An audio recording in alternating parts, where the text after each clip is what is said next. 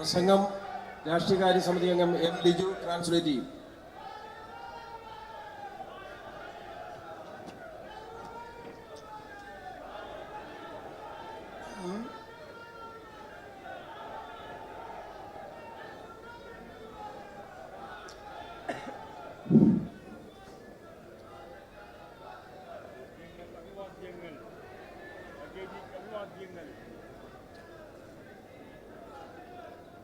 Sri K.C. Venugopal ji, General Secretary, Organization. Sri K. Sudhakaran ji, President, Kerala Congress Committee. Sri V.D. Satishan, CLP leader. Sorry, because short of time I can't take the names of all the important leaders who are sitting on the dais and also the people, leaders who are sitting there. So all senior leaders on the dais, friends from the media and brothers and sisters. AICCയുടെ സംഘടനാ ചുമതലയുള്ള general secretary Shri K.C. Venugopal, KPCC അധ്യക്ഷൻ Shri K. Sudhakaran അവർകൾ, മറ്റ് ഏറ്റവും ബഹുമാന്യരായ നേതാക്കൾ, സമയ ചുരുക്കം നിമിത്തം മുഴുവൻ ആളുകളുടെയും പേര് പറയുന്നില്ല. It is a matter of immense pride and honor for me to inaugurate the centenary celebration for this historical event of Vaikam Satyagraha in Kerala today. ചരിത്രപ്രസിദ്ധമായ വൈക്കം സത്യാഗ്രഹത്തിന്റെ ശതാബ്ദി ആഘോഷം ഉദ്ഘാടനം ചെയ്യുക എന്നത് എന്നെ സംബന്ധിച്ച് അങ്ങേയറ്റം ബഹുമതിയാണ്. ഏറ്റവും ആദരവോടെ ഞാൻ ആ ദൗത്യം നിർവഹിക്കുന്നു. Vaikam Satyagraha holds a special significance in India's centuries-long struggle against caste discrimination, as also Indian National Congress relentless strive for achieving India's independence from the colonial rules. ഇന്ത്യയുടെ നൂറ്റാണ്ടുകൾ നീണ്ട ജാതി വിവേചനത്തിനെതിരെയുള്ള പോരാട്ടത്തിലും ഇന്ത്യൻ നാഷണൽ കോൺഗ്രസിന്റെ കോളനി ഭരണത്തിൽ നിന്നും ഈ രാജ്യത്തെ മോചിപ്പിക്കാനുള്ള ദേശീയ വിമോചന സമര പോരാട്ടത്തിലും നിർണായകമായ പങ്കുവഹിക്കുന്ന ഒന്നാണ് വൈക്കം സത്യാഗ്രഹം. The Vaikam Satyagraha has the unique distinction of being one of the most powerful, potent and earliest mass movements against the social evil of caste discrimination.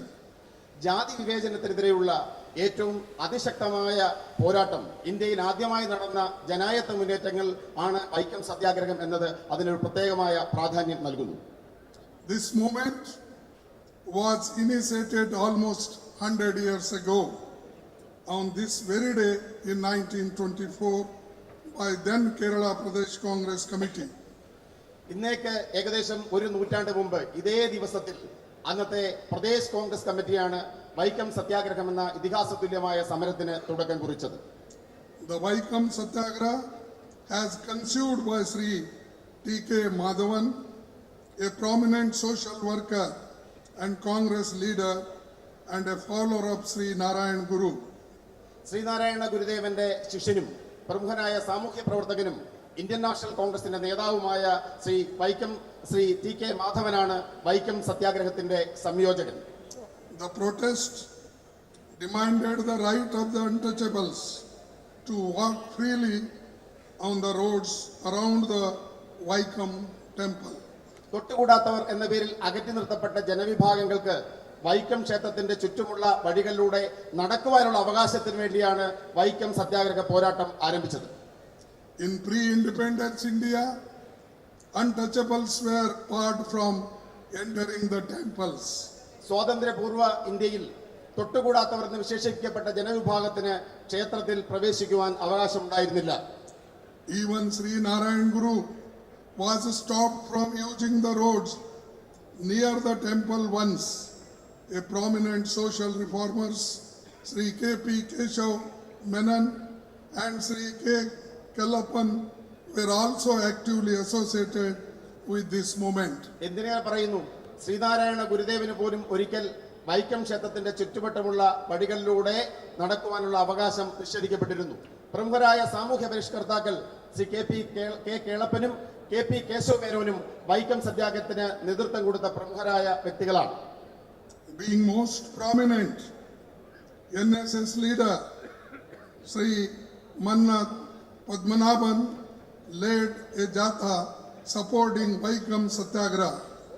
Vaikom സത്യാഗ്രഹത്തെ പിന്തുണച്ചുകൊണ്ട് പ്രമുഖനായ മുന്നോക്ക സമുദ നേതാവ് ശ്രീ മന്നത്ത് പത്മനാഭൻ വൈക്കത്തു നിന്നും തിരുവനന്തപുരത്തേക്ക് സവർണ ജാഥ നയിച്ചു. Known as Swarna Jatha, this Padayatra was from Vaikam to Trivandrum.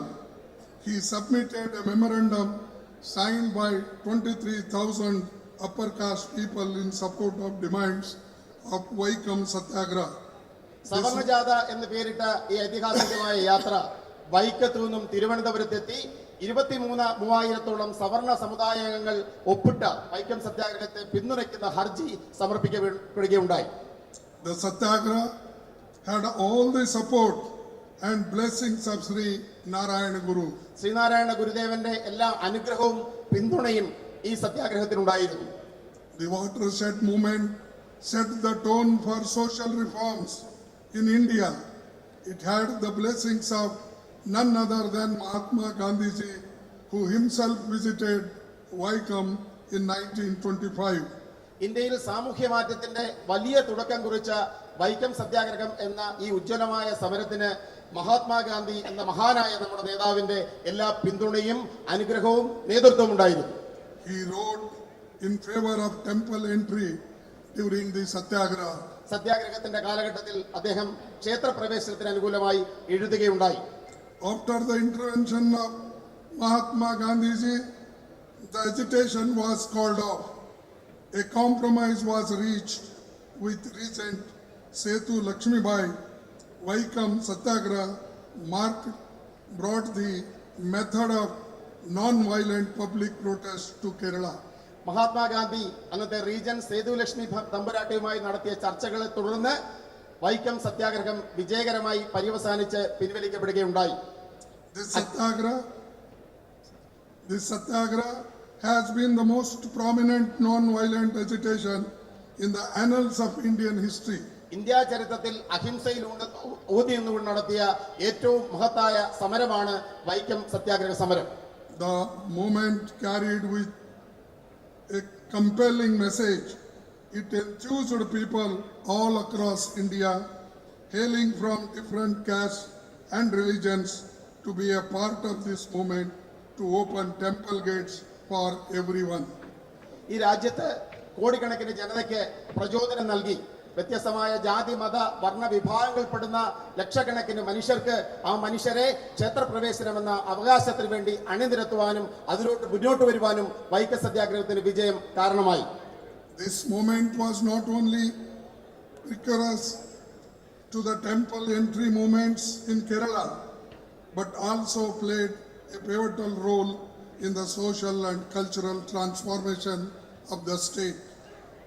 കേവലം നമ്മുടെ സംസ്ഥാനത്ത് ക്ഷേത്രപ്രവേശനത്തിലേക്ക് മാത്രമല്ല വൈക്കം സത്യാഗ്രഹത്തിന്റെ വിജയം വഴിതെളിച്ചത്. നമ്മുടെ നാടിന്റെ സാംസ്കാരികവും അതോടൊപ്പം തന്നെ സാമൂഹ്യമായ മാറ്റങ്ങളിൽ നിർണായകമായ പങ്കാണ് വൈക്കം സത്യാഗ്രഹം വഹിച്ചത്. Mahatma Gandhi ji did not just become a part of the Vaikam Satyagraha. He was continuously active till the temple entry law was passed. കേവലം വൈക്കം സത്യാഗ്രഹത്തിൽ പങ്കാളിയാകുക മാത്രമല്ല മഹാത്മ ചെയ്തത്, ക്ഷേത്രപ്രവേശനത്തിനുള്ള പ്രഖ്യാപനം വരുന്നതുവരെ ഈ സമരത്തിന്റെ നേതൃത്വത്തിലും പങ്കാളിത്തത്തിലും അദ്ദേഹം നിർണായകമായ പങ്ക് വഹിച്ചു. He made many journeys in South India during his lifetime. He visited Kerala 5 times, starting from 1920 to 1937. 1920 മുതൽ 1937 വരെയുള്ള കാലഘട്ടത്തിൽ ദക്ഷിണേന്ത്യയിലും കേരളത്തിലും ഈ ആവശ്യം മുൻനിർത്തി അദ്ദേഹം നിരവധി സന്ദർശനം നടത്തുകയുണ്ടായി. കേരളത്തിൽ അദ്ദേഹം 5 തവണയാണ് സന്ദർശിച്ചത്. During the Satyagraha in 1925, Gandhiji had a long conversation with Sri Narayana Guru at Sivagiri Mutt. 1925 Vaikom സത്യാഗ്രഹത്തിൽ പങ്കെടുക്കുവാനായി കേരളത്തിലെത്തിയപ്പോൾ ശിവഗിരിയിലെത്തി അദ്ദേഹം ശ്രീനാരായണ ഗുരുദേവനുമായി ദീർഘമായ ഒരു സംഭാഷണം നടത്തുകയുണ്ടായി. He spent 2 days in the Sri Narayan Guru's ashram. അദ്ദേഹം ശ്രീനാരായണ ഗുരുദേവന്റെ ആശ്രമത്തിൽ 2 ദിവസം ചിലവിടുകയുണ്ടായി. In the presence of Sarvasri Sri Rajgopalacharya, E.V. Ramaswamy Naikar, Ramdas Gandhi, Mahadev Desai, Advocate N. Kumaran acted as a translator. അദ്ദേഹം ഈ അവസരത്തിൽ അവിടെ താമസിക്കുന്ന സമയത്ത് ശ്രീ രാജഗോപാലാചാരി, ശ്രീ മഹാദേവ് ദേശായി, അദ്ദേഹത്തിന്റെ പുത്രൻ രാംദാസ് ഗാന്ധി എന്നിവർ അദ്ദേഹത്തോടൊപ്പം സന്നിഹിതരായിരുന്നു. മഹാത്മാജിയും നാരായണ ഗുരുദേവനും തമ്മിലുള്ള സംഭാഷണത്തെ പരിഭാഷപ്പെടുത്തിയത് ശ്രീ എൻ കുമാരനായിരുന്നു. Gandhiji became aware of the problems of backward classes. Apart from untouchability, he was greatly influenced by his ideas and even referred to Sri Narayana Guru as his spiritual teacher. Sree Narayana ഗുരുദേവനുമായുള്ള സംഭാഷണത്തെ തുടർന്ന് തൊട്ടുകൂടായ്മയുടെ പ്രശ്നങ്ങളെക്കുറിച്ച് മാത്രമല്ല മഹാത്മജി ബോധവാനായത്. മഹാത്മജി ശ്രീനാരായണ ഗുരുദേവന്റെ സംഭാഷണങ്ങളിൽ പ്രചോദനാവുകയും അദ്ദേഹത്തെ തന്റെ ആത്മീയ ഗുരുവായി കരുതുകയുമുണ്ടായി. This meeting became milestone for the upcoming movements. When Gandhiji made his last visit to Kerala in 1937, he especially remembered Sri Narayana Guru. മഹാത്മജിയുടെ ജീവിതത്തിലെ നിർണായകമായ ഒരു മുഹൂർത്തമായി ഈ സംഭാഷണം മാറുകയുണ്ടായി. 1937 അദ്ദേഹം കേരളം സന്ദർശിച്ചപ്പോൾ ശ്രീനാരായണ ഗുരുദേവനെ കുറിച്ച് പ്രത്യേകമായ പരാമർശമാണ് അദ്ദേഹം നടത്തുകയുണ്ടായത്. Congress leaders and workers were the backbone of Vaikam Satyagraha, which lasted from 30 March to 1924 to 23 November 1925. Congress നേതാക്കന്മാരും പ്രവർത്തകരുമാണ് 1924 മാർച്ച് 30 മുതൽ 1925 നവംബർ 20 വരെ നീണ്ട സുദീർഘമായ ഈ സത്യാഗ്രഹ സമരത്തിന്റെ നട്ടെല്ലായി മാറിയത്. Vaikam Satyagraha changed the social history of Kerala for good. കേരളത്തിന്റെ സാമൂഹ്യ ചരിത്രത്തിന് മാറ്റമുണ്ടാക്കിയ നിർണായകമായ സമരമാണ് വൈക്കം സത്യാഗ്രഹം. In the early 1930s, the Vaikam Satyagraha also inspired Guruvayur Satyagraha in then Malabar district, in which Congress leaders participated. 1930 ആദ്യ പാദങ്ങളിൽ മലബാറിൽ ഗുരുവായൂർ സത്യാഗ്രഹത്തിന് പ്രചോദനമായി മാറിയത് Vaikom സത്യാഗ്രഹമാണ്. RSS had no role in this movement. RSSന് ഈ മഹത്തായ സമരത്തിൽ യാതൊരു പങ്കുമില്ല. RSS came into existence only in September 1925. RSS ഈ രാജ്യത്ത് നിലവിൽ വന്നത് തന്നെ 1925 സെപ്റ്റംബർ 30 മാത്രമാണ്. So they can't claim they have worked for the backward classes and untouchables in those days. ഈ രാജ്യത്തെ പിന്നോക്ക വിഭാഗങ്ങൾക്കും തൊട്ടുകൂടാത്തമായ ജനവിഭാഗങ്ങൾക്കും വേണ്ടി എന്തെങ്കിലും ചെയ്തു എന്ന് അവകാശപ്പെടുവാൻ അവർക്ക് ഒരിക്കലും സാധ്യമല്ല. With the old commitment of Mahatma Gandhi, social reform leaders of Kerala and other Congress leaders to remove social inequalities and injustices prevailing in the society, the movement gained huge momentum all over the country. മഹാത്മജിയുടെയും കേരളത്തിലെ സാമൂഹ്യ നവോത്ഥാന നേതാക്കന്മാരുടെയും കോൺഗ്രസിന്റെ നിരവധി നേതാക്കന്മാരുടെയും ഉറച്ച പിന്തുണയിൽ ഈ രാജ്യത്ത് ആകമാനം വലിയ സാമൂഹ്യ മാറ്റങ്ങൾ ഉണ്ടാക്കിക്കൊണ്ട് ഈ മഹാപ്രസ്ഥാനം പടർന്നു കയറുകയുണ്ടായി. In 1923, Kakinada session of the Congress Party, presided over by Maulana Muhammad Ali, Sri T.K. Madhavan introduced a resolution against the untouchability. 1923 Maulana Muhammad Ali അധ്യക്ഷനായ കാക്കിനാട കോൺഗ്രസിൽ ശ്രീ ടി കെ മാധവൻ ഐത്തോച്ചാടനം ഒരു പ്രമേയമായി അവതരിപ്പിക്കുകയുണ്ടായി. Later, in December 1924, a detailed resolution against untouchability was passed in Belgaum session of Congress, where Mahatma Gandhi got elected as Congress President in 1924, which falls in my state. പിന്നീട് 1924 മഹാത്മജി അധ്യക്ഷനായി തെരഞ്ഞെടുക്കപ്പെട്ട ബെൽഗാം കോൺഗ്രസിൽ കൂടുതൽ വിശദമായ ഐത്തോച്ചാടന പ്രമേയം അവതരിപ്പിക്കുകയുണ്ടായി. ഭാഗ്യവശാൽ ബെൽഗാം എന്റെ നിയോജക മണ്ഡലത്തിലാണ് എന്ന് പറയുന്നതിൽ എനിക്ക് അഭിമാനമുണ്ട്. It was the same session where Mahatma Gandhi presided as the AICC president for the first time. Mahatmaji ആദ്യമായി അഖിലേന്ത്യാ കോൺഗ്രസ് കമ്മിറ്റിയുടെ അധ്യക്ഷ സ്ഥാനം ഏറ്റെടുത്തത് Belgaum സെഷനിലാണ്. Congress party also made a continuous efforts in imparting education and opening up various avenues for the upliftment of the oppressed classes. അടിച്ചമർത്തപ്പെട്ട ജനവിഭാഗങ്ങളുടെ ഉയർച്ചയ്ക്കും വിദ്യാഭ്യാസത്തിനും വേണ്ടി നിരവധി പദ്ധതികളാണ് ഇന്ത്യൻ നാഷണൽ കോൺഗ്രസ് ആവിഷ്കരിച്ചത്.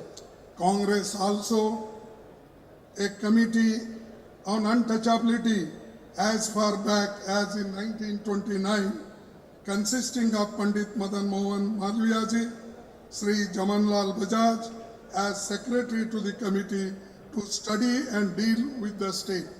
1929 ഐത്തോച്ചാടനത്തെ മുൻനിർത്തി പണ്ഡിറ്റ് മദൻ മോഹൻ മാളവിയും ജംനാലാൽ ബജാജിനെ സെക്രട്ടറി ആക്കിക്കൊണ്ടും ഇതിനെക്കുറിച്ച് പഠിക്കുവാൻ ഒരു committee Indian National Congress രൂപീകരിക്കുകയുണ്ടായി.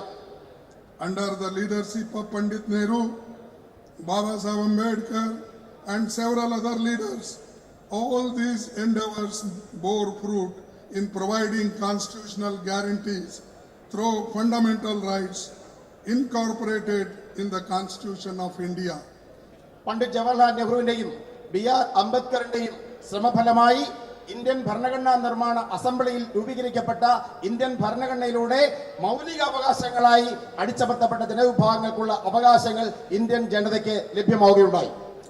It is a result of this outcome that we have in our Constitution Article 15, which prohibits discrimination on the grounds of religion, race, caste, sex, or place of birth. Article 17 provides for the abolition of untouchability. ഈ ഇടപെടലുകളുടെ ഫലമായി Indian ഭരണഘടനയുടെ അനുച്ഛേദം 15 പ്രകാരം ലിംഗത്തിന്റെയോ ജനിച്ച സ്ഥലത്തിന്റെയോ ജാതിയുടെയോ മതത്തിന്റെയോ പേരുള്ള എല്ലാ തരത്തിലുള്ള വിവേചനവും ഇന്ത്യൻ ഭരണഘടന തടഞ്ഞിരിക്കുന്നു. അതോടൊപ്പം ഇന്ത്യൻ ഭരണഘടനയുടെ ആർട്ടിക്കിൾ 17 സമാനമായ രീതിയിലുള്ള എല്ലാ വിവേചനത്തെ, മതത്തിന്റെ പേരിലുള്ള വിവേചനത്തെ തടഞ്ഞിരിക്കുന്നു. ഇതെല്ലാം തന്നെ ഭരണഘടനയിൽ ഇന്ത്യൻ നാഷണൽ കോൺഗ്രസും നെഹ്റുവും അംബേദ്കറേയും പോലെയുള്ള മഹാന്മാർ നടത്തിയ ഇടപെടലിന്റെ ഫലമാണ്. Dr. Baba Saheb Ambedkar famously in his speech in the Constituent Assembly on 25th November 1949 said, "In politics, we will have equality, and in social and economic life, we will have inequality." 1949 November മാസം 25-ാം തീയതി Indian ഭരണഘടനാ അസംബ്ലിയിൽ doctor BR. Ambedkar നടത്തിയ ചരിത്രപ്രസിദ്ധമായ പ്രസംഗം. അദ്ദേഹം പറഞ്ഞു, നമ്മുടെ രാഷ്ട്രീയത്തിൽ നമുക്ക് തുല്യതയുണ്ട്, എന്നാൽ നമ്മുടെ സാമ്പത്തിക രംഗത്തും സാമൂഹ്യ രംഗത്തും ഈ തുല്യത നമുക്ക് അവകാശപ്പെടുവാൻ സാധ്യമല്ല. In politics, we will be recognizing the principles of one man, one vote, and one vote, one value. രാഷ്ട്രീയത്തിൽ നമ്മൾ അംഗീകരിക്കുന്നു, ഒരു വ്യക്തിക്ക് ഒരു വോട്ടാണുള്ളത്, ഒരു വ്യക്തിയുടെ വോട്ടിന് ഒരേ മൂല്യമാണുള്ളത്. In our social and economic life, we shall, by reason of our social and economic structure, continue to deny the principle of one man, one value. എന്നാൽ നമ്മുടെ സാമ്പത്തിക രംഗത്തും സാമൂഹ്യ രംഗത്തും നമ്മുടെ രാജ്യത്ത് നിലവിലുള്ള സാമൂഹ്യ ഘടനയുടെയും സാമ്പത്തിക ഘടനയുടെയും ദൗർബല്യത്താൽ ഒരു വ്യക്തിയുടെ ഒരേ മൂല്യം എന്ന ആശയത്തെ നമ്മൾ ഈ മേഖലകളിൽ നിരാകരിക്കുകയാണ്. How long shall we continue to live this life of contradictions? ഇത്തരം വൈരുദ്ധ്യങ്ങളുടെ ഒരു ജീവിതത്തെ നമുക്ക് എത്ര കാലം മുന്നോട്ട് കൊണ്ടുപോകാൻ സാധിക്കും? How long shall we continue to deny equality in our social and economic life? നമ്മുടെ സാമൂഹ്യ സാമ്പത്തിക ജീവിതത്തിൽ തുല്യത എന്ന ഈ അവകാശത്തെ നിഷേധിച്ചുകൊണ്ട് നമുക്ക് എത്ര കാലം മുന്നോട്ട് പോകുവാൻ സാധിക്കും? If we continue to deny it for long, we will do so only by putting our political democracy in peril. ഇത്തരത്തിൽ മുന്നോട്ട് പോവുകയാണെങ്കിൽ, തുല്യത നിഷേധിച്ച് മുന്നോട്ട് പോവുകയാണ് എന്നുണ്ടെങ്കിൽ നമ്മുടെ രാഷ്ട്രീയ ജനാധിപത്യത്തിന്റെ നാശത്തിലേക്കായിരിക്കും ഈ നിഷേധം വഴിതെളിക്കുന്നത്. If we continue to deny it for long, we will do so only by putting our political democracy in peril, and we must remove this contradiction at the earliest possible moment, or else those who suffer from inequality will blow up the structure of political democracy which this assembly has to laboriously build up. നമ്മുടെ സാമൂഹ്യ സാമ്പത്തിക ജീവിതത്തിൽ തുല്യത നിഷേധിച്ചുകൊണ്ടുള്ള പ്രവർത്തനങ്ങളുമായി നമ്മൾ മുന്നോട്ട് പോയാൽ ഏത് വ്യക്തികൾക്കാണോ ഈ സാമൂഹ്യ നീതിയും സാമ്പത്തിക നീതിയും നിഷേധിക്കപ്പെടുന്നത് അവരുടെ രോഷത്തിൽ ഈ രാഷ്ട്രത്തിന്റെ രാഷ്ട്രീയ ജനാധിപത്യം തകരുന്നതിന് നമ്മൾ സാക്ഷ്യം വഹിക്കേണ്ടി വരും. Nearly 100 years ago, persons from oppressed classes treated as untouchables could not even access drinking water, roads, public places, leave aside temples. 100 വർഷങ്ങൾക്ക് മുമ്പ് തൊട്ടുകൂടാത്തവരെന്ന് മുദ്രകുത്തപ്പെട്ടിരുന്ന ജനവിഭാഗങ്ങൾക്ക് കുടിവെള്ളത്തോടോ കുടിവെള്ളം എടുക്കുവാനോ ക്ഷേത്രങ്ങളുടെ പരിസരത്ത് താമസിക്കുവാനോ വഴി നടക്കുവാനോ പോലുള്ള അവകാശങ്ങൾ ഉണ്ടായിരുന്നില്ല. It is a matter of immense satisfaction that we have made significant progress in this area. നമുക്ക് അങ്ങേയറ്റം സംതൃപ്തിയോടെ പറയാൻ സാധിക്കും ഈ മേഖലയിൽ വമ്പിച്ച പുരോഗതി കൈവരിക്കുവാൻ നമുക്ക് സാധ്യമായിട്ടുണ്ട്. We see people from oppressed classes hold high positions at various levels. നമ്മൾ കാണുന്നു ജീവിതത്തിന്റെ വിവിധ തലങ്ങളിൽ അടിച്ചമർത്തപ്പെട്ട ജനവിഭാഗങ്ങളിൽ നിന്നുള്ള വ്യക്തികൾ ഉന്നത സ്ഥാനങ്ങളിലേക്ക് കടന്നു വന്നത് നമ്മൾ കണ്ടുകൊണ്ടിരിക്കുന്നു. Because of Indian Constitution and democracy, a K.R. Narayanan like persons became the President of India. Indian ഭരണഘടന ഇന്ത്യൻ ജനാധിപത്യത്തിന് കരുത്തേകുന്ന ഇന്ത്യൻ ഭരണഘടനയും ജനാധിപത്യവും കാരണമാണ് ശ്രീ KR നാരായണനെ പോലെയുള്ള വ്യക്തികൾ ഈ രാജ്യത്തിന്റെ പരമോന്നത സ്ഥാനത്ത് എത്തിച്ചേർന്നത്. This is because of the progressive ideas and beliefs of Congress leaders and their relentless fight which reflects in the Constitution of India. Indian National Congress നേതാക്കന്മാരുടെ പുരോഗമനപരമായ ചിന്തയും അതോടൊപ്പം അവരുടെ പോരാട്ടവും ഇന്ത്യയുടെ ഭരണഘടന നേടിയെടുക്കാൻ വേണ്ടി നടത്തിയ അത്യുജ്വലമായ സമരങ്ങളുമാണ് ഈ നേട്ടങ്ങൾക്ക് കാരണമായത്. Its provisions of one person, one vote, right to equality and right to equal opportunity. ഒരു വ്യക്തിക്ക് ഒരോട്ട്, എല്ലാവർക്കും തുല്യത, അവസരങ്ങളുടെ മൗലികാവകാശം, ഇതൊക്കെയാണ് ഈ രാജ്യത്ത് മാറ്റങ്ങൾ ഉണ്ടാക്കിയത്. ഇന്ത്യൻ ഭരണഘടന ഉറപ്പു നൽകിയ ഈ മാറ്റങ്ങൾ, ഈ അവകാശങ്ങൾ. It also shows the significance of the Vaikam Satyagraha, which is credited as the first anti-caste struggle in India. ഈ രാജ്യത്ത് ജാതിക്കെതിരെയുള്ള ആദ്യ സമര പോരാട്ടമായ വൈക്കം സത്യാഗ്രഹത്തിന് തീർച്ചയായും ഈ മാറ്റങ്ങളുടെ നേട്ടം അവകാശപ്പെടുവാൻ സാധിക്കും. The India that we built stands at crossroads today.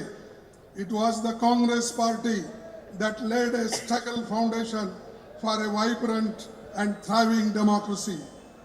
നമ്മൾ ഇത്തരത്തിൽ നേടിയെടുത്ത ഇന്ത്യ ഇന്നൊരു ദശാസന്ധിയിലാണ്, ഒരു പ്രതിസന്ധിയിലാണ്. നമ്മുടെ ഉജ്ജ്വലവും ഊർജ്ജസ്വലവുമായ ജനാധിപത്യം, ഇന്ത്യൻ നാഷണൽ കോൺഗ്രസ് നേടിയെടുത്ത ഊർജ്ജസ്വലമായ ജനാധിപത്യം ഇന്ന് പ്രതിസന്ധി നേരിടുന്നു. We also sought to ensure equality, justice, fraternity and fundamental freedoms for all our citizens. ഈ രാജ്യത്തെ ജനങ്ങൾക്ക് തുല്യതയും നീതിയും സാഹോദര്യവും എല്ലാ മനുഷ്യർക്കും തുല്യമായ അവകാശങ്ങളും ഉറപ്പുവരുത്താനുള്ള പോരാട്ടം ഇന്ത്യൻ നാഷണൽ കോൺഗ്രസ് നടത്തിയിരുന്നു. Now the very foundation of Indian democracy is being attacked on daily basis by those in power. ഇന്ന് ഓരോ ദിവസവും ഈ രാജ്യത്ത് അധികാരത്തിരിക്കുന്നവർ ഇന്ത്യൻ ജനാധിപത്യത്തിന്റെ അടിത്തറ തകർക്കുവാൻ ഓരോ ദിവസവും ശ്രമിച്ചുകൊണ്ടിരിക്കുകയാണ്. Sri Rahul Gandhi ji disqualified from Lok Sabha was the darkest day in the history of Indian democracy. Indian ജനാധിപത്യത്തിലെ ഏറ്റവും കറുത്ത ദിനമാണ് ശ്രീ രാഹുൽ ഗാന്ധി ഇന്ത്യൻ ലോക്സഭയിൽ നിന്നും അയോഗ്യനാക്കപ്പെട്ട ദിവസം. There are in the judgment of the trial court, however, those will be dealt with at the appropriate forum by our legal team. ഈ വിചാരണ കോടതിയുടെ നടപടിക്രമങ്ങളിൽ നിരവധി പാളിച്ചകളുണ്ടെങ്കിലും അതെല്ലാം തന്നെ നിയമപരമായി നേരിടുവാനാണ്, അല്ലെങ്കിൽ നിയമത്തിന്റെ പാതയിൽ നേരിടാനാണ് കോൺഗ്രസ് പാർട്ടി തീരുമാനിച്ചിരിക്കുന്നത്. However, BJP government manipulations in the matter must be pointed out. If we see the timeline of the whole case, it could not be clearer than this. എങ്കിലും BJP സർക്കാർ ഈ കേസിൽ നടത്തിയിട്ടുള്ള ഇടപെടലുകൾ, ഈ കേസിന്റെ കാലക്രമം പരിശോധിക്കുമ്പോൾ അവർ നടത്തിയിട്ടുള്ള തെറ്റായ ഇടപെടലുകൾ ജനത്തിന്റെ മുമ്പിൽ വിളിച്ചു പറയുവാനുള്ള തീരുമാനം ഇന്ത്യൻ നാഷണൽ കോൺഗ്രസ് എടുത്തിട്ടുണ്ട്. Modi government deliberately allowed this exercise to play out. Number one, 13th April 2019, Rahul Gandhi makes an election speech in Kolar, Karnataka. 2019 Lok Sabha election സമയത്ത് കർണാടകത്തിലെ കോലാറിൽ രാഹുൽ ഗാന്ധി അദ്ദേഹത്തിന്റെ പ്രസംഗം നടത്തുകയുണ്ടായി. 16th April 2019, BJP MLA files the case in Surat, Gujarat. 2019 April മാസം 16-ാം തീയതി ഗുജറാത്തിൽ നിന്നുള്ള BJP MLA സൂറത്ത് കോടതിയിൽ കേസ് ഫയൽ ചെയ്തു. 7th March 2022, the complainant himself seeks a stay from Gujarat High Court on his own complaint. High Court grants the stay. 2022 March മാസത്തിൽ ഇതേ പരാതിക്കാരൻ ഗുജറാത്ത് ഹൈക്കോടതിയെ സമീപിച്ച് ഈ കേസിന്റെ വിചാരണ, സ്വയം കൊടുത്ത കേസിന്റെ വിചാരണ നിർത്തിവെക്കുവാൻ അനുമതി നേടിയെടുക്കുകയുണ്ടായി. 7th February 2023, Rahul Gandhi makes a speech in Lok Sabha exposing the Modi-Adani nexus. 2023 ഫെബ്രുവരി മാസം 23-ാം തീയതി ഇന്ത്യൻ ലോക്സഭയിൽ അദാനിയും നരേന്ദ്രമോദിയും തമ്മിലുള്ള ബന്ധം തുറന്നു കാട്ടിക്കൊണ്ടുള്ള പ്രസംഗം ശ്രീ രാഹുൽ ഗാന്ധി നടത്തി. 16th February 2023, the complainant withdraws his own request for a stay in the Gujarat. 2023 ഫെബ്രുവരി മാസം 16-ാം തീയതി ഗുജറാത്ത് ഹൈക്കോടതിയെ സമീപിച്ച പരാതിക്കാരൻ തന്റെ ഹർജിയിന്മേലുള്ള സ്റ്റേ നീക്കിക്കാട്ടിയെടുക്കുന്നതിൽ വിജയിച്ചു. 27th February 2023, hearing resumes in the trial court. 2023 ഫെബ്രുവരിയിൽ വിചാരണ കോടതിയിൽ ഈ കേസുമായി ബന്ധപ്പെട്ട വാദം ആരംഭിച്ചു. 27-ാം തീയതി ഫെബ്രുവരി മാസം 27-ാം തീയതി. 23rd March 2023, the trial court convicts Sri Rahul Gandhi ji. ദിവസങ്ങൾക്കകം 2023 March മാസം 23-ാം തീയതി വിചാരണ കോടതി ശ്രീ രാഹുൽ ഗാന്ധിയെ ചുരുങ്ങിയ സമയത്തിനുള്ളിൽ വിചാരണ പൂർത്തീകരിച്ച് ശിക്ഷിച്ചു. Within a matter of 20-25 days, the case is restarted. The hearing is completed. Rahul Gandhi ji handed out a maximum punishment of 2 years. കേവലം 25 ദിവസത്തിനകം കേസ് പുനരാരംഭിച്ച് വാദം പൂർത്തീകരിച്ച് ആ കുറ്റത്തിന് കിട്ടാവുന്ന പരമാവധി ശിക്ഷയായ 2 വർഷം തടവ് ചുമത്തപ്പെട്ട് ശ്രീ രാഹുൽ ഗാന്ധിയെ കോടതി അയോഗ്യനാക്കി. On the same day, Modi ji meets the Speaker of Lok Sabha. On the same day, അതേ ദിവസം ഇന്ത്യൻ ലോക്സഭയുടെ സ്പീക്കറെ നരേന്ദ്രമോദി നേരിട്ട് കാണുകയുണ്ടായി. രാഹുൽ ഗാന്ധിയെ കോടതി ശിക്ഷിച്ച അതേ ദിവസം ലോക്സഭാ സ്പീക്കറെ നരേന്ദ്രമോദി നേരിട്ട് കണ്ടു. And then the country witnessed what happened. We must look at the lightning speed at which Sri Rahul Gandhi ji was disqualified and asked to vacate his official residence. പിന്നീട് നമ്മൾ കാണുന്നത് മിന്നൽ വേഗത്തിൽ രാജ്യം സാക്ഷ്യം വഹിച്ചു. മിന്നൽ വേഗത്തിൽ രാഹുൽ ഗാന്ധി അയോഗ്യനാക്കപ്പെടുന്നു. അദ്ദേഹത്തിന്റെ ഔദ്യോഗിക വസതി ഒഴിയുവാൻ അദ്ദേഹത്തിന് നോട്ടീസ് നൽകപ്പെടുന്നു. Such actions are indeed condemnable, which are destroying the democratic norms of our country and pushing us towards a dictatorial regime.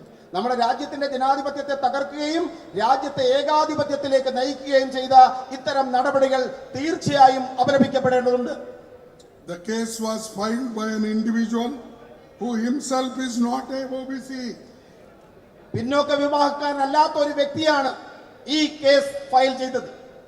All the absconders who were named Nirav Modi, Lalit Modi, Mehul Chokasi are not OBCs.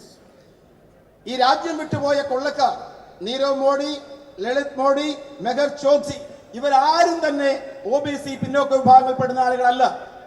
But BJP is trying to build up false propaganda of so-called insult to the OBC. എന്നാൽ ഈ രാജ്യത്തെ ജനങ്ങളുടെ മുമ്പിൽ BJP കുപ്രചരണം അഴിച്ചുവിടാൻ ആഗ്രഹിക്കുന്നു. ഇവരെല്ലാം തന്നെ പിന്നോക്ക വിഭാഗക്കാരാണ്, ഇവർ അപമാനിക്കപ്പെട്ടു എന്ന കുപ്രചരണം അഴിച്ചുവിടുവാൻ BJP ശ്രമം നടത്തിക്കൊണ്ടിരിക്കുന്നു. This is all being done to distract public attention from the real issues of BJP's corruption and loot of public money. BJPയുടെ അഴിമതിയും ഈ രാജ്യത്തിന്റെ പൊതുപണം കൊള്ളയടിക്കുന്ന നടപടികളിൽ നിന്നും ശ്രദ്ധ വ്യതിചലിപ്പിക്കുന്നതിന് വേണ്ടിയാണ് ഈ നടപടികളെല്ലാം തന്നെ BJPയുടെ ഭാഗത്തുനിന്നുണ്ടായിക്കൊണ്ടിരിക്കുന്നത്. What was the hurry when the trial court itself gave 1 month's time for appeal? This reflects brutal vindictiveness of Modi. വിചാരണ കോടതി തന്നെ അപ്പീൽ നൽകുവാൻ 1 മാസത്തെ സമയം അനുവദിച്ചിട്ടും എന്തായിരുന്നു ഇത്രമാത്രം ധൃതി? രാഹുൽ ഗാന്ധിയെ അയോഗ്യനാക്കുവാൻ ധൃതി കാണിക്കുന്നതിലൂടെ നമുക്ക് അനീതിയാണ് ദർശിക്കാൻ സാധിക്കുന്നത്. It is quite clear why such an action was taken against Rahul Gandhi ji. He asked a few simple questions in parliament. വളരെ നിസ്സാരമായ ചില ചോദ്യങ്ങൾ ഇന്ത്യൻ പാർലമെന്റിൽ ചോദിച്ചതുകൊണ്ടാണ് രാഹുൽ ഗാന്ധിയെ അയോഗ്യനാക്കാൻ നടപടി സ്വീകരിച്ചത് എന്ന കാര്യം പകൽ പോലെ വ്യക്തമാണ്. Which are those questions? I will read one by one. First, Modi ji, please tell on how many occasions has Adani traveled to foreign countries with you? ഈ നിസ്സാരമായ ചോദ്യങ്ങൾ ഞാൻ ആവർത്തിക്കാം. എത്ര തവണ ഗൗതം അദാനി പ്രധാനമന്ത്രി നരേന്ദ്രമോദിക്കൊപ്പം വിദേശ രാജ്യങ്ങൾ സന്ദർശിച്ചു? Second, how many occasions did Adani join the Modi ji latter? എത്ര തവണ നരേന്ദ്രമോദിയുടെ വിദേശയാത്രയിൽ ഗൗതം അദാനി പിന്നീട് വന്നു ചേർന്നു? How many times has Adani bagged a contract in a foreign country after Prime Minister's visit there? പ്രധാനമന്ത്രിയുടെ സന്ദർശനത്തിന് ശേഷം വിദേശ രാജ്യങ്ങളിൽ നിന്നും എത്രമാത്രം കരാറുകൾ ആ രാജ്യത്തു നിന്നും ഗൗതം അദാനിക്ക് ലഭിച്ചു? Who invested 20,000 crore in Adani Group through shell companies? Adani ഗ്രൂപ്പിന്റെ കടലാസ് കമ്പനികളിൽ 20,000 കോടി രൂപ നിക്ഷേപിച്ചതാരാണ്? Modi government is facilitating loans from public sector banks and financial institutions including SBI. ഇന്ത്യയുടെ പൊതുമേഖലാ സ്ഥാപനങ്ങളിൽ നിന്നും SBI ഉൾപ്പെടുന്ന I will just because you will have some flow by telling. Modi government is facilitating loans from public sector banks and financial institutions including SBI, Punjab National Bank, Bank of Baroda, LIC, EPFO, etc. to fund expansion of the Adani Group. Adani ഗ്രൂപ്പിന്റെ പുരോഗതിക്ക് വേണ്ടി ഈ രാജ്യത്തിലെ പൊതുമേഖലാ സ്ഥാപനങ്ങളിൽ നിന്നും പൊതുമേഖലാ ബാങ്കുകളായ SBI, Punjab national bank, LIC ഉൾപ്പെടെയുള്ള സ്ഥാപനങ്ങളിൽ നിന്നും വലിയ തോതിൽ പണം, അതോടൊപ്പം തന്നെ എംപ്ലോയ്മെന്റ് പ്രോവിഡന്റ് ഫണ്ടിൽ നിന്നുമുള്ള പണം പോലും അദാനി ഗ്രൂപ്പിന്റെ വികസനത്തിന് വേണ്ടി കേന്ദ്ര സർക്കാർ ലഭ്യമാക്കിയിട്ടുണ്ട്. Adani uses the same money to buy a public property. Money is ours. Property is also ours, public property. But it is being used to take over public sector units including airports, ports, gas, coal, mines, railways, etc. ഈ പൊതുമേഖലാ സ്ഥാപനങ്ങളിൽ നിക്ഷേപിക്കപ്പെട്ട നമ്മുടെ പണം, ഈ പണം ഉപയോഗിച്ചുകൊണ്ടാണ് അദാനി രാജ്യത്തിന്റെ പൊതുമേഖലയുടെ സ്വത്തുക്കൾ വാങ്ങിയത്.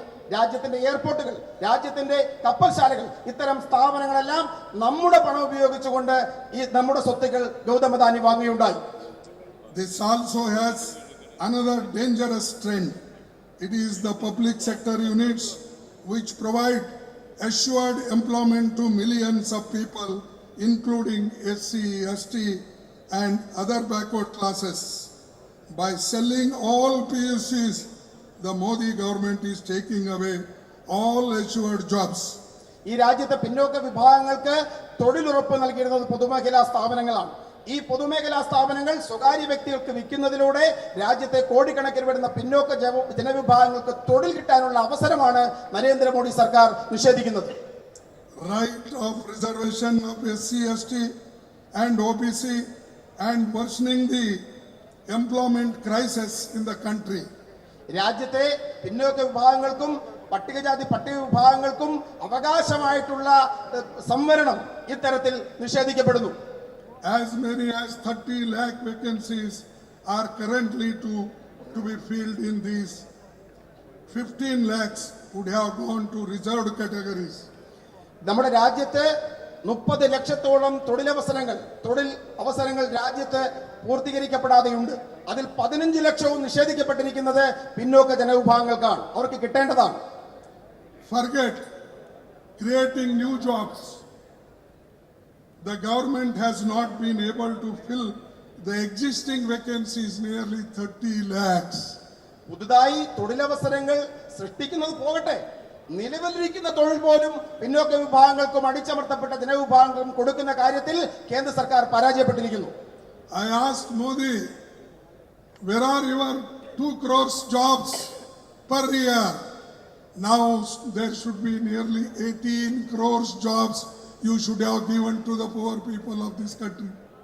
ഞാൻ മോഡിയോട് ചോദിക്കാൻ ആഗ്രഹിക്കുന്നു, നിങ്ങൾ പറഞ്ഞു പ്രതിവർഷം 2 കോടി തൊഴിൽ നിങ്ങൾ ഈ രാജ്യത്തെ ജനങ്ങൾക്ക് കൊടുക്കും. അങ്ങനെയാണെങ്കിൽ ഈ 9 വർഷം കൊണ്ട് 18 കോടി തൊഴിൽ നിങ്ങൾ കൊടുക്കേണ്ടതായിരുന്നു. എവിടെയാണ് ആ തൊഴിൽ? Where is your 15 lakhs of rupees to each family? ഓരോ കുടുംബത്തിനും നിങ്ങൾ കൊടുക്കാമെന്ന് പറഞ്ഞ 15 ലക്ഷം രൂപ എവിടെ? People put their hard-earned money and life savings in the trusted hands of government funds like LIC, EPF, etc. However, the BJP government has not even spared the money of poor people, ordinary workers and laborers. ഈ രാജ്യത്തിലെ ഏറ്റവും സാധാരണക്കാരും തൊഴിലാളികളും കഷ്ടപ്പെട്ടുണ്ടാക്കിയ പണവും അവരുടെ ജീവിത സമ്പാദ്യവും നിക്ഷേപിക്കപ്പെട്ടിരുന്നത് LICയിലും EPFിലുമാണ്. നരേന്ദ്രമോദി സർക്കാർ ഈ പണം പോലും കൊടുക്കുന്ന ഈ പണത്തെ പോലും വെറുതെ വിടുവാൻ തയ്യാറായില്ല. They are handing over every last penny to their friends on the platter. അവരുടെ ചെങ്ങാത്ത മുതലാളിമാർക്ക് ഇതിലെ ഓരോ പനിയും ഓരോ തുകയും കൊടുക്കുവാൻ അവർ തയ്യാറായിരിക്കുന്നു. In the UPA government, when I was the Union Minister of Labour, we never risked public money. It was during our tenure only that the EPF interest rate was at the record high of 9.5% interest we gave. UPA സർക്കാരിന്റെ കാലഘട്ടത്തിൽ, ഞാൻ തൊഴിൽ വകുപ്പ് മന്ത്രിയായിരുന്ന കാലഘട്ടത്തിൽ, 1 രൂപ പോലും സാധാരണക്കാരന്റെ 1 രൂപ പോലും ഇത്തരമൊരു റിസ്കിന് വിട്ടുകൊടുക്കാൻ ഞങ്ങൾ തയ്യാറായിരുന്നില്ല. അന്ന് EPFന്റെ പലിശ നിരക്ക് 9.5% ഞാൻ ഉയർത്തിയത്. No doubt the entire opposition has come together to save democracy, to safeguard the Constitution and fundamental rights enshrined in our Constitution, including freedom of speech and expression, in support of Sri Rahul Gandhi ji. ഒരു സംശയവുമില്ല, ഈ രാജ്യത്തെ പ്രതിപക്ഷമെല്ലാം ഒരുമിച്ചിരിക്കുന്നു. ഈ രാജ്യത്തിന്റെ ജനാധിപത്യത്തെ സംരക്ഷിക്കാൻ, ഈ രാജ്യത്തിന്റെ ഭരണഘടനയെ സംരക്ഷിക്കാൻ, ഈ രാജ്യത്തിന്റെ ഭരണഘടന ഉറപ്പു നൽകുന്ന മൗലികാവകാശങ്ങളായ ആശയ പ്രചരണത്തിനുള്ള സ്വാതന്ത്ര്യത്തെ സംരക്ഷിക്കുവാൻ രാഹുൽ ഗാന്ധി എന്ന നേതാവിന്റെ ഈ ജനാധിപത്യത്തെ സംരക്ഷിക്കാൻ പോരാട്ടം നടത്തുന്ന രാഹുൽ ഗാന്ധിക്ക് പിന്നിൽ രാജ്യത്തെ പ്രതിപക്ഷ ഒന്നടങ്കം അണിനിരന്നിരിക്കുന്നു. A nation that was built with the sweat and blood of lakhs of martyrs and freedom fighters is slowly witnessing onslaughts by dictatorial regime.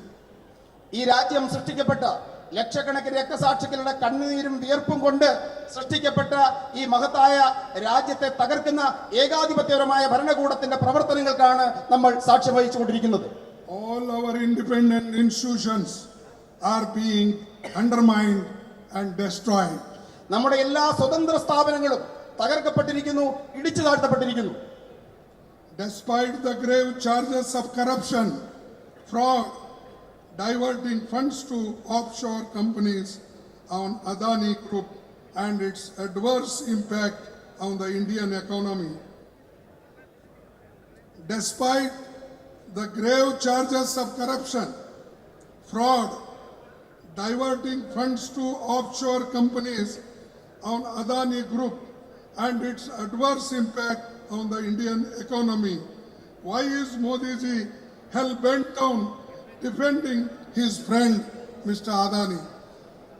നമ്മുടെ രാജ്യത്തിന്റെ പണം ഇത്തരത്തിൽ മാറ്റിയിട്ടും ഏറ്റവും ഭീകരമായ അഴിമതി ആരോപണങ്ങൾ നിലനിന്നിട്ടും തന്റെ ചെങ്ങാത്ത മുതലാളിയായ ഗൗതം അദാനിയെ ന്യായീകരിക്കാൻ എന്തുകൊണ്ടാണ് നരേന്ദ്രമോദി മുന്നോട്ട് വരുന്നത്? People want to know why is their hard-earned money being looted by BJP government. നമുക്ക് ജനങ്ങൾ അറിയാൻ ആഗ്രഹിക്കുന്നു, അവർ കഷ്ടപ്പെട്ട് സമ്പാദിച്ച പണം എന്തുകൊണ്ടാണ് BJP സർക്കാർ കൊള്ളയടിക്കുന്നത് എന്നറിയാനുള്ള അവകാശം ഈ രാജ്യത്തെ ജനങ്ങൾക്കുണ്ട്. For this reason, we are demanding a joint parliamentary probe.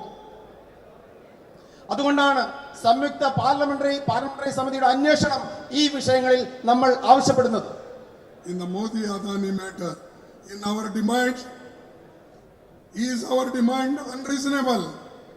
Why is the government running away from the inquiry? ഈ നമ്മുടെ ആവശ്യങ്ങൾ ന്യായമല്ലേ? എന്തുകൊണ്ടാണ് ഈ അന്വേഷണത്തിൽ നിന്നും നരേന്ദ്രമോദി സർക്കാർ ഒഴിഞ്ഞു മാറുന്നത്? When it is time to attack opposition leaders, media houses, NGOs, ED, CBI and income tax department are activated within hours. പ്രതിപക്ഷത്തെയും മാധ്യമങ്ങളെയും ഇവരെ എതിർക്കുന്ന ശക്തികളെയും ആക്രമിക്കപ്പെടുമ്പോൾ മണിക്കൂറുകൾക്കകമാണ് ഇഡിയും ഇൻകം ടാക്സും CBIയും രംഗത്തിറങ്ങുന്നത്, കൂടുതൽ ഊർജ്ജസ്വലമായി മുന്നോട്ട് വരുന്നത്. However, when there are grave charges against your friend, all institutions including ED, CBI, SEBI, Finance Ministry, etc. are all found sleeping. എന്നാൽ തന്റെ സുഹൃത്തായ ഗൗതം അദാനിക്ക് നേരെ ആരോപണങ്ങൾ ഉയർന്നു വരുമ്പോൾ ഈ സ്ഥാപനങ്ങൾ ഇഡിയും ഇൻകം ടാക്സും സെബിയും എല്ലാം ഉറങ്ങുന്നതാണ് നമുക്ക് കാണുവാൻ സാധിക്കുന്നത്. Is there any doubt to the fact that Modi ji is trying to save his friend? എന്തെങ്കിലും സംശയമുണ്ടോ? മോദിജി അദ്ദേഹത്തിന്റെ സുഹൃത്തിനെ സംരക്ഷിക്കാൻ ശ്രമിക്കുകയാണ് എന്ന കാര്യത്തിൽ എന്തെങ്കിലും സംശയം ആർക്കെങ്കിലും ഉണ്ടോ? Why is the Modi government not constituting a joint parliament committee? എന്തുകൊണ്ടാണ് മോദി ഗവൺമെന്റ് ഒരു സംയുക്ത പാർലമെന്ററി സമിതി രൂപീകരിക്കാത്തത്? The BJP government has a clear majority in parliament. BJP സർക്കാരിന് പാർലമെന്റിൽ വ്യക്തമായ ഭൂരിപക്ഷമുണ്ട്. So clearly BJP will also have a majority members in the JPC. അതുകൊണ്ട് തന്നെ സംയുക്ത പാർലമെന്ററി സമിതിയിൽ BJP അംഗങ്ങൾക്കായിരിക്കും ഭൂരിപക്ഷം എന്ന കാര്യത്തിലും ഒരു സംശയവുമില്ല. Then what is it really that the BJP government fears? പിന്നെ എന്തിനെയാണ് BJP സർക്കാർ ഭയക്കുന്നത്? If the JPC is constituted, all relevant evidence and documents will come before the committee. Ministries, investigating agencies, company officials will all summoned before the committee, will get to know the real factual position and the truth will come out for all to see.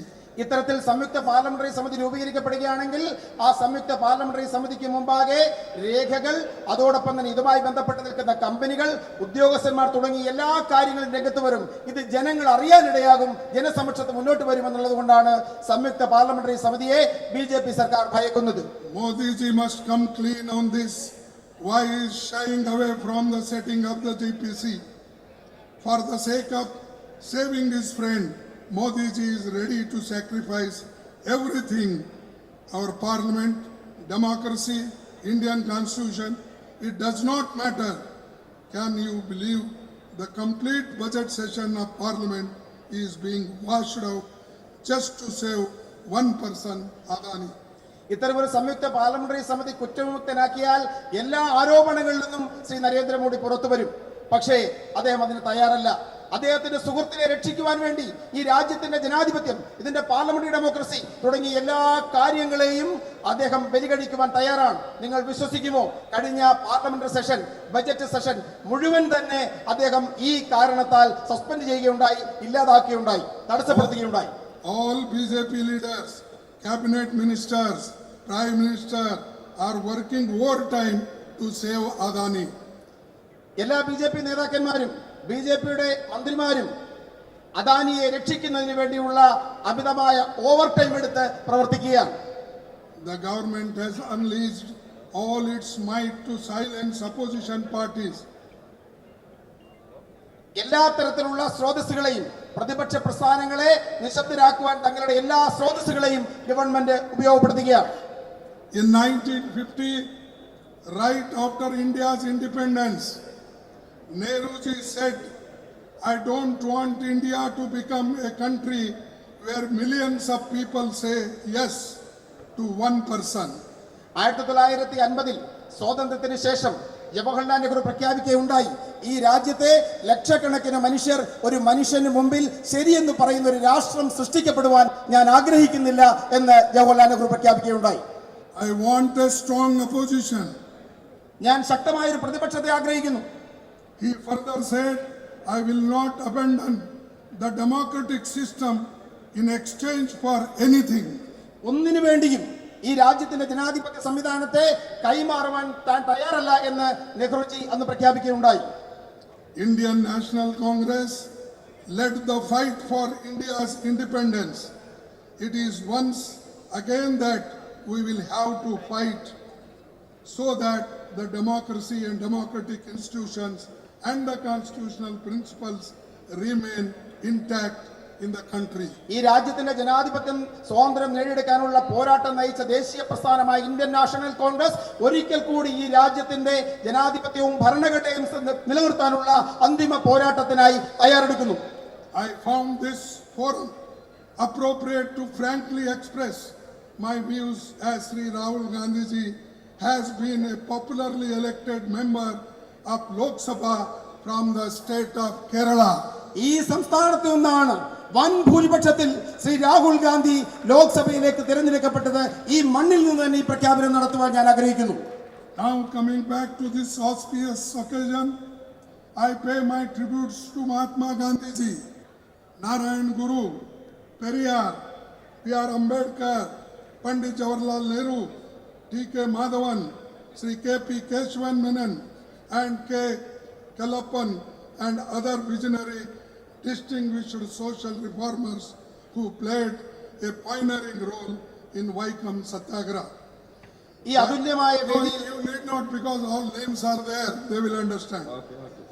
The Indian National Congress stands committed to constantly endeavoring for social equality, justice, upliftment of the oppressed classes, and progress of Mother India. സാമൂഹ്യ നീതിക്കും തുല്യതയ്ക്കും ഈ രാജ്യത്തെ അടിച്ചമർത്തപ്പെട്ട ജനവിഭാഗങ്ങളുടെ ഉയർച്ചയ്ക്കും വേണ്ടി എന്നും Indian National Congress പ്രതിജ്ഞാബദ്ധമായിരിക്കുമെന്ന് പ്രഖ്യാപിക്കാൻ ഞാൻ ആഗ്രഹിക്കുന്നു.